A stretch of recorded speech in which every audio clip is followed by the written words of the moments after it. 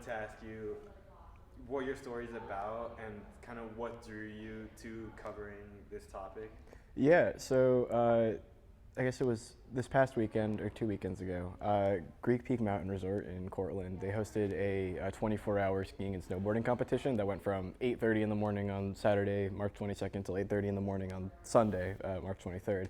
And all the competitors were just like racing to see who could get the most runs in 24 hours, and all of the proceeds went to the Cystic Fibrosis Foundation, which is a really great cause. So they're like really fighting for a cure. And these sorts of local fundraisers really help people in the local community. I found out about the story through one of my coworkers at the fitness center. I told her what I was doing in the multimedia class. I was covering the sports beat. I asked if she knew anything, and she told me about this fundraising competition that one of her buddies was going to be participating in. So that's how I found out about it, and I had a lot of fun going.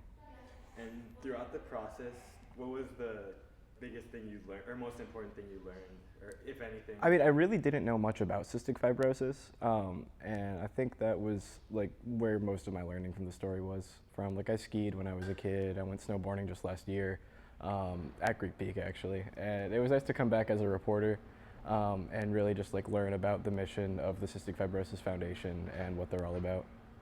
And then the last question I have is just if there's like one thing that you would hope that like readers or your audience would take away from this story, what would it be? Yeah, just that like there's still so much more work to do with cystic fibrosis. Like there's a lot of disease research that goes on for diseases that are already cured, and those, not to say that that's not important to discredit that sort of research, but cystic fibrosis hasn't been cured yet.